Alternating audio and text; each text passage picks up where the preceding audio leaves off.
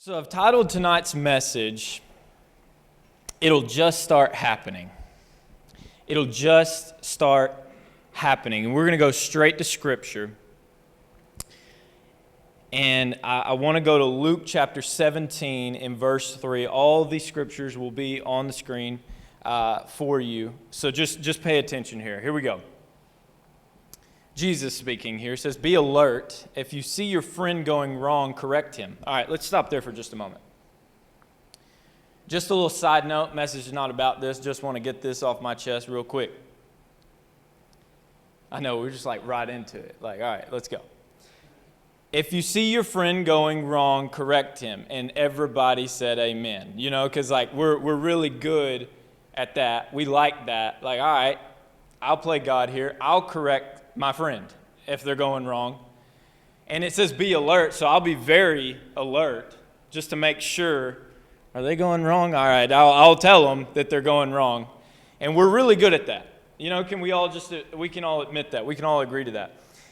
But I want to say this to you. There's a verse, and it says it like this in Ephesians chapter 4, verse 15. It says this, instead. So instead of the way we would normally do it, it says, instead, we will speak the truth in love. This is our call as Christians. We will speak the truth in love, growing in every way more and more like Christ, who is the head of his body, the church. So, returning to our verse, if you see your friend going wrong, correct him. Instead, we will speak the truth in love, because instead of how you plan to go about it, speak the truth in love. We are predisposed as Christians to speak first, correct our friend, as the Bible tells us, and then let love be the way in which we justify what we said to them. We all probably have heard that verse before. Speak the truth in love. And for many of us, that comes with the correcting side of saying what we know to be true at whatever cost necessary to our friend, and then as a consolation prize saying, I'm saying this because I love you. You know, like I'm saying this because I love you. But I want to challenge your way of thinking tonight, because I think we have it backwards. We need to ask ourselves first, instead of thinking of the way that we correct our friend, and this is all going to make sense. Remember, this is just a little side message. I thought this would help some people tonight. I know it truly helped me when I heard this, and I'm not perfect at it, but I try to ask myself this when I'm correcting someone from now on. But I think we have it backwards. Instead, we need to ask ourselves first, do I truly love them? When we're alert and looking for what's, alert about our friends and seeing where are they going wrong if there is something, this is talking about accountability. This is not talking about, someone who's not a Christian and obviously is living their own way, and you telling them, hey, you really need to stop smoking. Like, that's not what this is talking about. This is talking about accountability, a brother, a sister, a friend in Christ. It's talking about correcting them because it's saying that they know better. But it's saying speak the truth in love. And I think oftentimes we speak the truth and then we say it's because I love you. But what if we said, do I really love them? And let that be the lens through which we speak the truth to someone. Do I love them? Because if I love them, if I ponder that thought before I think of the way that I'm going to correct someone, then that will lead me into how to correct them, how to tell the truth to them, and more importantly, the way in which I share it. Because delivery is everything when it comes to love. Delivery is everything. So I just wanted that to be a little side message real quick. That's not the point of tonight's message, but I think that's something that we can all take hold of, because we're really good at telling everybody what they're doing wrong. But the Bible tells us to take the plank out of our eye before looking at the speck in our friend's eye. So if that hits you tonight, I know it hits me. Let's start asking ourselves, do I love them? And then from that place, speak the truth. So let's get back to our verses. So remember, it says, be alert. If you see your friend going wrong, correct him. Jesus is trying to tell his disciples something. He says, and if he responds, other versions say if he repents. So if he responds to your correction that you spoke the truth in love, forgive him. That's what it says. Forgive him. Even if it's personal against you and repeated 7 times through the day, and 7 times he says, I'm sorry, I won't do it again, forgive him. Jesus is trying to say something here. He's saying if someone is genuinely responding to what you're saying, the corrections that you're making, the speaking the truth in love that you are giving, and they're genuinely responding, saying, you know what, okay, I'm sorry, please forgive me. If they extend that response, then it is on us to then extend forgiveness regardless of the number of times they do it. And that's tough because it says 7 times. 7 is a representation of completion. It's saying forgive completely, just as Jesus completely forgave you. It's saying Jesus extended this same offer to us, forgiving us completely. So how in good conscience can we be forgiven and not forgive one another? That's what it's saying here. But if you're like me, I'm sitting here like, that's easier said than done. Like, I'm not Jesus. And sometimes I get bitter, and sometimes I don't want to forgive, and sometimes I want to feel justified. And that's what happens here to these disciples, because they hear Jesus saying all this, and they start to recognize this seems like a tall task, to just forgive completely. So listen to their response. Let's look at verse 5 and 6. The apostles came up and said to the master, give us more faith. But the master said, you don't need more faith. There is no more or less. I love this verse. This is the point of tonight's message. There is no more or less faith. Somebody frame it, put it on my refrigerator, tell me about it every day. There is no more or less faith. You need to hear that tonight. There is no more or less faith. How could that change our lives if we realize that someone next to us, our brother or sister next to us, the person on the platform, the person with a microphone, they don't have more faith than me? There's no more or less faith. If you have a bare kernel of faith, Jesus says, the size of a poppy seed, you can say to this sycamore tree, go jump in the lake, and it would do it. Jesus is being extreme here, trying to prove a point.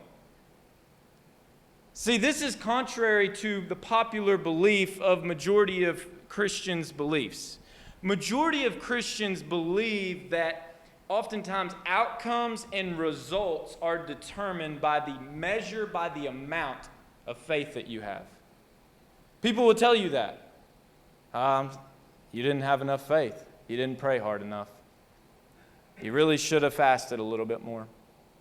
And people will tell you that, and people will make you believe that you didn't have enough faith, and therefore that is the reason that you got the result or the outcome that you did. But Jesus is saying faith isn't about the measure, it's about the source. It's not about how much you have, it's about where are you getting it from. So I got this little example that I saw today, and I thought this was interesting. This will help you explain what I'm trying to say to you. And I love this. If you're ice skating, think about this for a minute. If you're ice skating, we got any ice skaters in here? No, we don't live in freezing cold, and you don't. Does anybody ice skate? That'd be amazing. You do ice skate? That is so cool. So I just think that's so cool. But anyways, if you're ice skating, so you'll know the answer to this. Is it better to have small faith on thick ice or great faith on thin ice? Everybody knows. Give me the thick ice, baby. I don't want the thin ice. I don't want to fall. Come on. I don't want to fall through the ice, especially if I'm on a lake somewhere in Michigan. I don't want to fall through the ice. Give me the thick ice, and I'll take my small faith. Because who cares how big a faith you got if it's weighing down on some thin ice? So that's what Jesus is basically saying here. Faith isn't about the measure, it's about the source. And he takes it further. He says this. He says, if you have even a small kernel like a poppy seed, you can look at this sycamore tree and you can say, hey, go get in that lake over there, and it'll do it. What's Jesus saying here? Well, he's saying this. If we look at the context, we look at the history, the interesting thing about this sycamore tree is that it was believed that it could, and this has been proven, it could stay rooted. It had such deep roots. These trees were huge, really tall trees, but it could stay rooted for over 600 years. That's some deep roots, y'all. That's like a long living tree. 600 years. So what is Jesus saying here? It doesn't matter how much faith you have, any amount will do. Because if you have even as small as a kernel, any amount will do, and you can take this tree that is 600 years rooted in the ground that would last up to 600 years, and you could get it up out of the dirt and throw it in the lake with just a little bit of faith. So he explains further what he is saying here tonight in the verses we're about to get into. Because I want you to recognize what's going on here. Jesus is trying to tell his disciples, the guys closest to him, hey, this is what it's going to look like for us. This is a challenge. Let me just speak to all of us for a moment, because we are the church. It is a challenge for us, but we must forgive others. Jesus is making this plea to his disciples. Hey, this is like what forgiveness is going to look like. We gotta forgive completely, guys. And they're like, give me some more faith then, because I don't really know, because I don't really like people. And does anybody agree? Like, people are not always easy to forgive. And they're thinking just like you and I, like, hey, could I have some more faith? Jesus is like, hey, you ain't got a faith problem. Faith's not your issue, just a little bit of faith. There is no more or less. So there paints the picture of what's going on here. Now let's go into our other verses and let's see Jesus put this on display. Luke 17 in verse 11. So literally just 5 verses down. Let's look at what happens. After Jesus tells his disciples this, then he puts it into action. It says, it happened that as he made his way toward Jerusalem, he crossed over the border between Samaria and Galilee. It's important that we stop here and we look at the ancient setting. We look at the context of what was happening during this time. You have Samaria and Galilee. It says that he crossed over the border into Samaria and Galilee. He went into this place. Okay, let me explain this for anybody who's not aware, and maybe you just need a refresher if you are aware. The Jews are a nation. They're a people group, born of the line of Abraham, Isaac, and Jacob. They are a race, if you will. They are God's chosen people. Jesus, our Messiah, he was born and raised a Jewish man. He was born into this line. So, he gathers, this is his story a little bit. I mean, this is like a paraphrase of his story. He gathers 12 other guys who are also raised the same way, who are Jewish men. They would have been raised, and you got to understand, they would have been raised with an understanding of their heritage, of their ethnicity, would have been raised to have a particular perspective towards our other group, the Samaritans. Samaritans were a mixed people. They were not fully Jewish. They actually came about during war times. They were a mixture of Samaritan, or of one race, and then Jew. So they were considered half Jew. They were considered half breeds.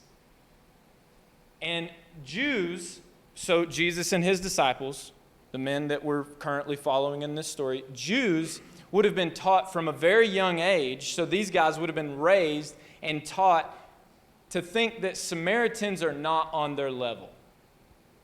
You Jewish men, you're elite. These Samaritans, not so elite. They're not on your level. They are half-breeds. You don't go to school with them. It's kind of like segregation in America, if you're familiar with that time period. You don't go to school with them. You don't do business with them. And heaven forbid you sit down and share a meal with them. Complete separation, disassociation in society. These two people groups, they didn't associate. So I just want you to know the context here of what we're reading. There is racism, there is oppression, there is bigotry, and there is bias all on full display here in this story, which is important because what we're about to read. So he goes through, and it says in verses 12 through 13, let's pick it back up. As he entered a village, 10 men, all lepers, met him. They kept their distance, but raised their voices, calling out, "Jesus, Master, have mercy on us." Remember last week, that was the prayer of the tax collector. Have mercy on me, Lord. Have mercy on us. Now, it's interesting here. There is a mixture of Samaritan and Jewish men within these group of 10 lepers. People who do not associate. I just explained that to you. Jews don't like Samaritans. Therefore, most of the time, Samaritans didn't like Jews because they didn't like them. They thought they were better than them. So, what's interesting here is people who wouldn't already associate are now associating because of their greater misfortune. They have leprosy. People with leprosy would have been thought of as outcasts. So it's like a whole nother level of oppression. It's not even about race anymore. It's about the disease that afflicts them. They would have been considered outcasts. And here they are, two people groups who would not normally associate are now associating because they have a greater misfortune that unites them, that brings them together. They are lepers. What if you and I had this perspective going through life? It isn't black or white. It isn't Asian or Hispanic. It isn't addicts versus sober. It's our greater misfortune that actually unites us, that actually brings us together. We're all lepers. We're all sinners. We're all in the same boat. It's not you versus me. I think this is incredible here because this shows us that when you get down to the lowest of the lows, all outcasts become friends.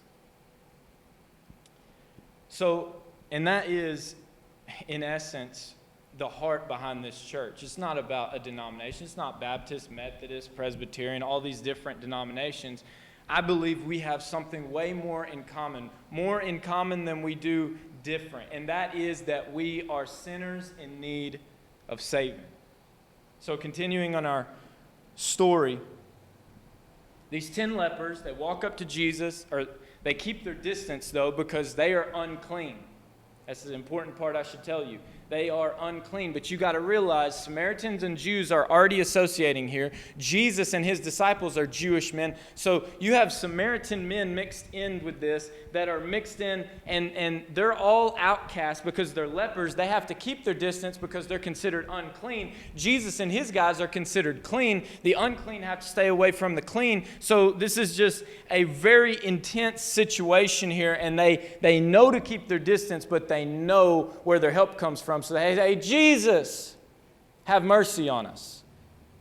And then it says this is taking a good look at them. This is Jesus in verse 16 or verse 14. Taking a good look at them, he said, "Go show yourselves to the priest." And they went, and I love this, and while they're on their way, became clean. Just short, simple, to the point. They became clean. One of them, when he realized that he was healed, turned around and came back shouting his gratitude, glorifying God. He kneeled at Jesus' feet, so grateful he couldn't thank him enough. And he was a Samaritan. Have you ever just responded to something without thinking? And you just do it, and then when logic sets in, you're like, wow, did I do that? I guess that was kind of strange. I'll give you an example.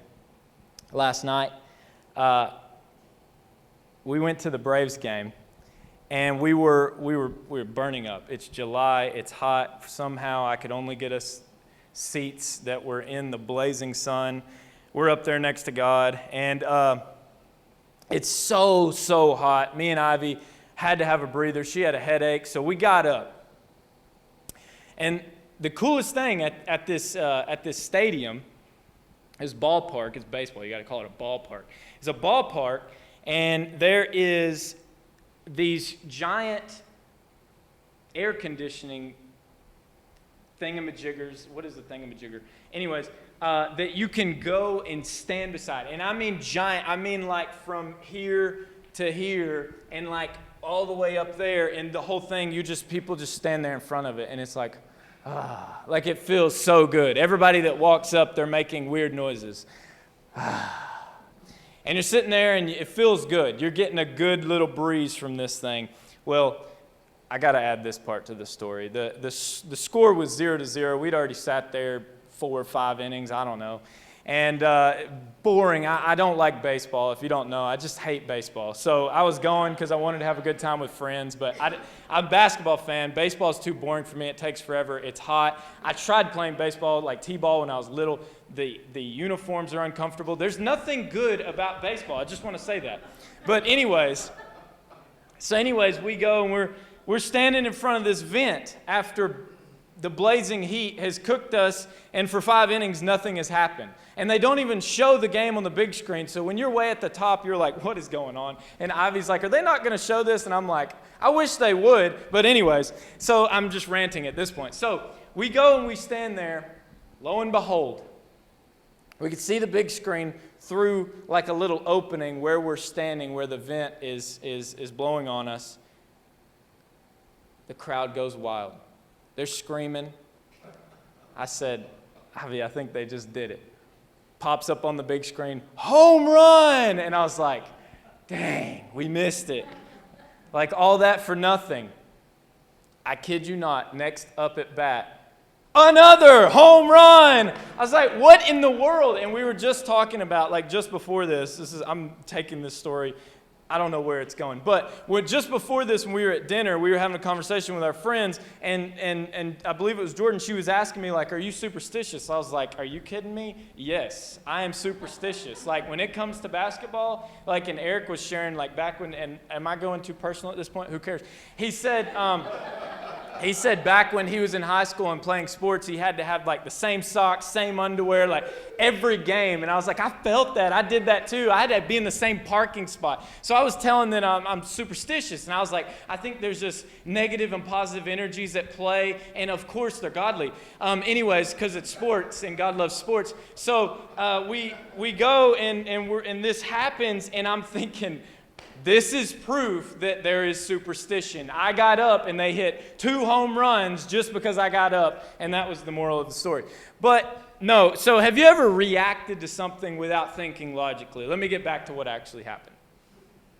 That was all unnecessary, but I just had to rant for a moment. But we're standing there.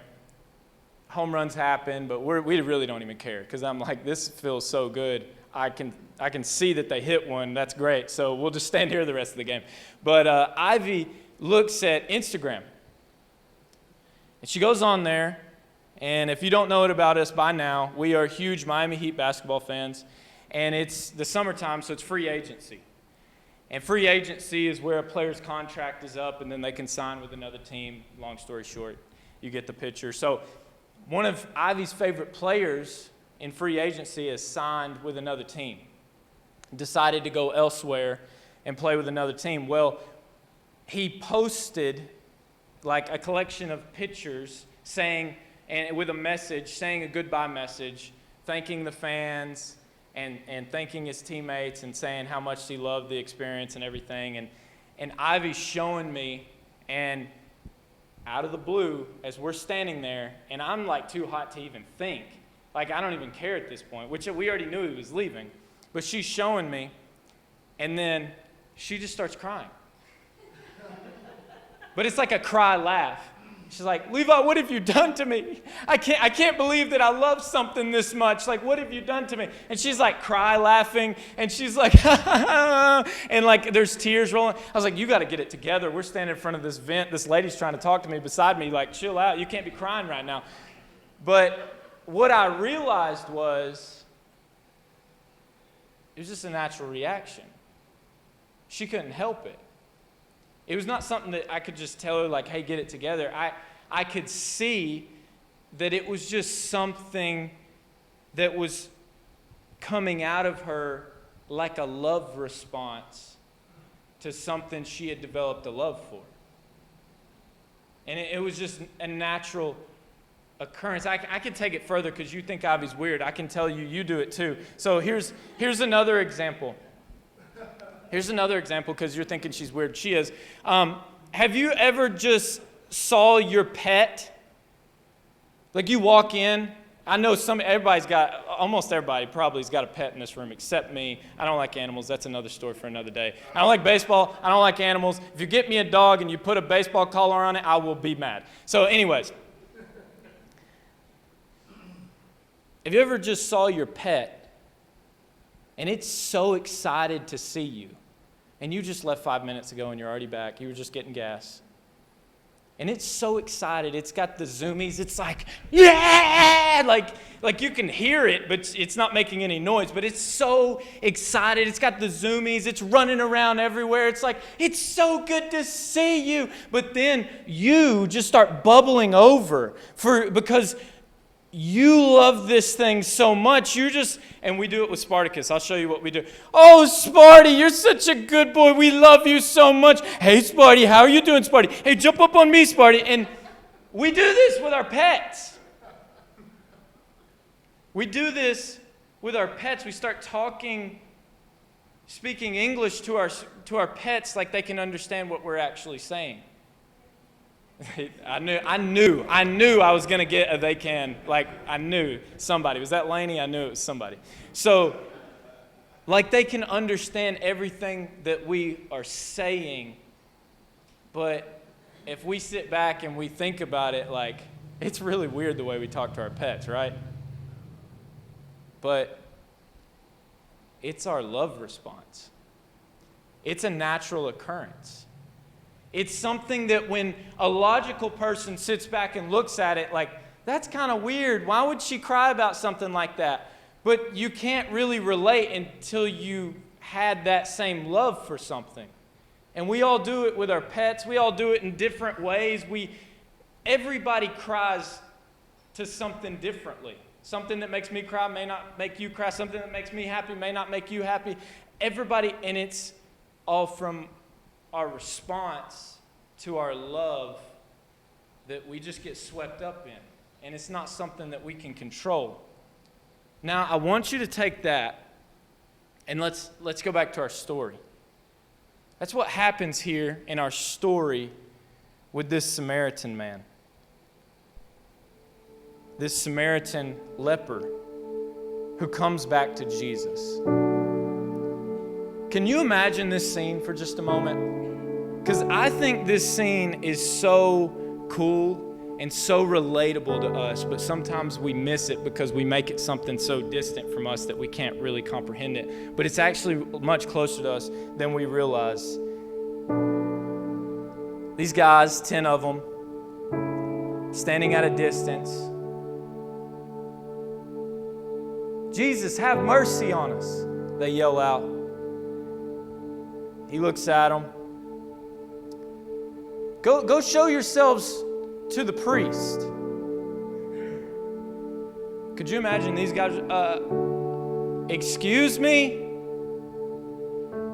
Jesus, I don't think you understand. Like, we can't even go around normal people because we're unclean, much less the priest, the ones that are considered most clean.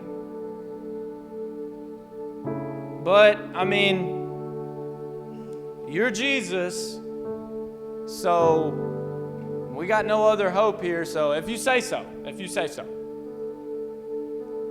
So then picture this, these 10 guys, they set out. And they get a little ways into their walk. They start to walk. Get a little ways into their walk, and all of a sudden, they begin to notice, and I'm sure it started with one or two out of the group, not everybody at once probably, start to begin to notice that their skin's starting to clear up. Their feeling is starting to come back. Their nerves, nerve endings are starting to work.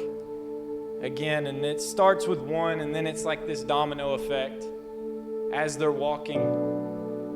And as they're walking, I could imagine all 10 of them walking kind of in a group. The first few it starts happening to, start to feel things again, skin starts to clear up. Hey! Look at the other 10. Hey, you seeing this? Hey, are you seeing this? As they're walking. And then like the leader of the group, whoever he is. Oh gosh, it's working. Hey, you see? It's working, guys. It's working. We got to keep going. We got to keep walking. We got to keep going. It's working. And then picture this as you're seeing these guys walk, and it's happening, and their skin's starting to clear up. They're starting to feel like, hey, it's working. We got to keep walking. This one Samaritan man. I want you to see this. This one Samaritan man, as it's happening to him, his excitement, his anticipation is starting to grow. Until all of a sudden, he's walking with the rest of the guys, and he realizes he's healed. It ain't just working like it worked. And as they're walking,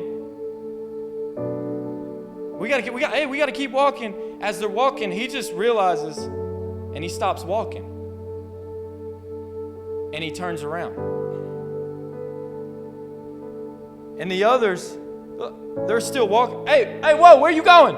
Hey, where are you going? Get back up here. We gotta keep walking. And this one Samaritan, he's like, I don't know. I just got to go show him. I got to go show him. I see y'all. And then he just starts running in the other direction. I got to just go show him. And he like can't even get his word. I just got to go show him. And then these other guys, they're still walking. He takes off running in the other direction. He gets back to Jesus, and he's so overwhelmed with emotion. Just like you are with your dog, just like Ivy is with this Heat player. He's so overwhelmed with emotion, he just starts shouting. Oh, you're so good. He just starts praising. He just gets overwhelmed with emotion. He starts glorifying. He falls to his knees. Oh, you're so good. And he doesn't even know what he's saying. I love you so much. Tears are starting to come to his eyes. Oh, you're so good. You're so good. And it's just his love response to how loved he felt. And Jesus looks at him and he says this. Jesus said, "Were not 10 healed? Where are the 9? Can none be found to come back and give glory to God except this outsider?" Then he said to him, "Get up, be on your way. Your faith has healed you and saved you." Now we got to stop there because that doesn't add up to what we've been reading. We have to question that. Why does Jesus say your faith healed and saved you? Well, let's look back at our earlier verses. Remember, Jesus is teaching his disciples how to forgive. And he says this, he says, if he responds to your correction, forgive him. Even if it's personal offense against you, repeated 7 times through the day, and 7 times he says, "I'm sorry, I won't do it again," forgive him. And then the apostles came up and said, "Hey, that sounds tough. Let us get some more faith. Hey, can we have some more faith?" But the master said, you don't need more faith. There is no more or less in faith. If you have a bare kernel of faith, say the size of a poppy seed, you could say to this sycamore tree, "Go jump in the lake," and it would do it. So as we spoke of earlier, Jesus is like, there is no more or less faith. It's not about the amount of faith that you have. Any amount is more than enough. It's not about the amount of faith that you have. What's it about? It's about what is your faith rooted in. And he shows us that in the story of the 10 lepers. Listen, we got to return to the lepers. 9 out of the 10 We talked about the one. He went back. It was just his love response. I don't know. I just got to go show him. I'm healed. But think about the other 9. As they're walking along, and he takes off. Hey guys, don't give up. We got to keep walking. This is working. We got to keep going. The other 9, they keep walking, and the further they walk, the more convinced they become that it is the amount of their faith that is healing them and saving them. Every step they take, they're more and more convinced that it's their walking to show the priest that is actually healing them and saving them. And they're thinking, if I just stay strong, if I just keep walking to the priest, God will continue to heal me. God will I just gotta keep the faith. I just gotta stay strong. If I can just keep going, God will heal me. God will keep healing me. And as they're walking, they're probably thinking to themselves as they're walking along, man, I bet that Samaritan's leprosy's already back. Like him turning around, what a fool. If I just keep walking, God will keep healing me. If he would have only had more faith and kept walking, he could have been healed too. And before they know it,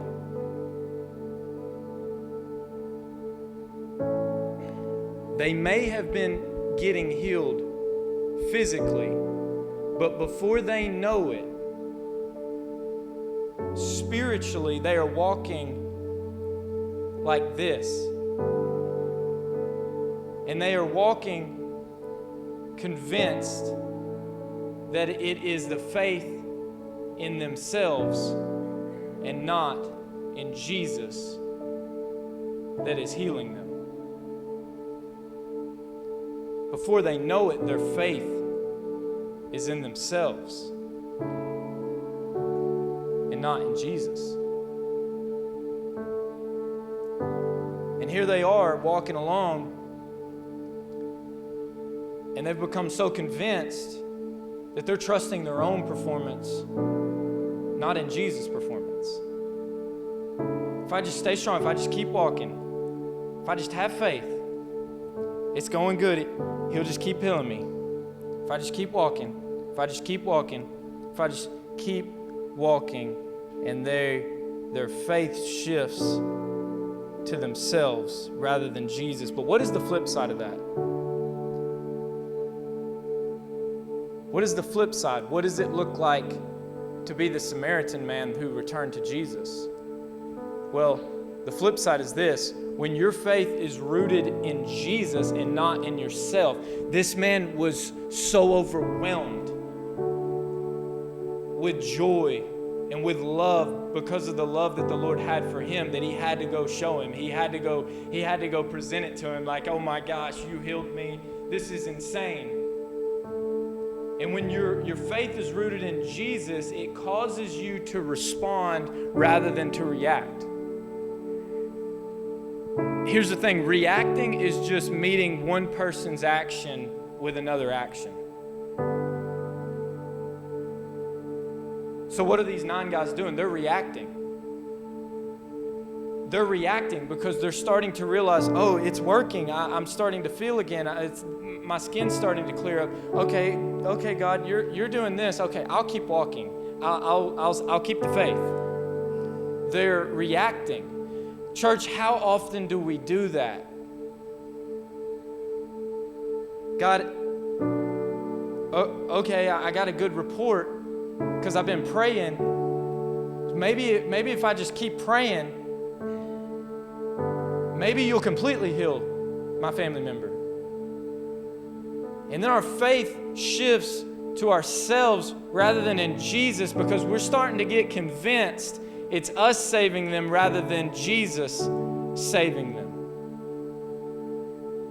That's reacting. But responding, it's just a natural reflex. It's uncontrollable. It's not the thing you think about doing, it's just the thing that happens. it just occurs. You just start crying and you can't explain it. You just start talking to your animal because you can't explain it. And Jesus says, your faith saved you to this man, because his faith is true faith. Because his faith is rooted in love. His faith was not in himself. His faith was in Jesus. And all he knows is, I got to go show him. So what's Jesus saying? He's saying his love will do things our faith never could. When the disciples say, hey, give me more faith, he's like, what? There is no more or less faith. Any amount will do. You don't need more faith. What's your faith in? Because if it's in me, you'll just, as a love response to the way that I've loved you, it'll just start happening. What does the Bible say? 1 Corinthians 13:13. It says 3 things will last forever. Faith, hope, and love. What does it say? And the greatest of these is love. The greatest of these is love. True faith is rooted in love. And when you're in love, it'll just start happening. It'll just start happening. You say, what'll start happening? Well, Jesus was trying to explain to his guys how to forgive. Forgiveness will just start happening. Disciples, you don't need more faith. You just need to have more of me. And I'm giving you all of me. So if you just focus on me and you'll just be obsessed with me, and then love will overflow from you. And guess what? It'll just start happening. You'll start forgiving people you never thought you would. It'll just start happening. Healing will just start happening. Restoration of relationships will just start happening. As a love response, things will just start happening. Generosity will just start happening. Things that you never thought would happen in your life. Oh, I could never do that. That's a tall task, God. You're really asking a lot here. I don't think I can do that. Well, maybe, and then it starts happening. You're like, well, maybe if I just have enough faith, and I'll keep walking, and I'll keep walking. No. Let's take a step back. Let's realize it was not our walking that was getting it done. It was Jesus all the time. It was Jesus the whole time. Things that you never thought possible. Things that you thought you needed more faith for. You may think, I'm not really a giver. I don't really have it in me. There's no way I could give. There's no way I could buy a meal for somebody. There's no way I could give away this. I could give away that. There's no way. I'd say that that's not the point. And if you're thinking you need to give everything away, that's not the point. I talked about that last week if you want to check that message out. That's not the point. But everything that you thought wasn't possible will just start happening when you just become obsessed with Jesus. And this love will consume you, and everything will overflow from you. And guess what? You'll become the most generous person in the world. Why? Because I got to go show him. I got to go show him. Just like you start talking to your dog, which makes no sense, you just start doing it, not because it's you, because it's your love response. It's your natural reflex. It's his love. It'll just start happening. Let's pray.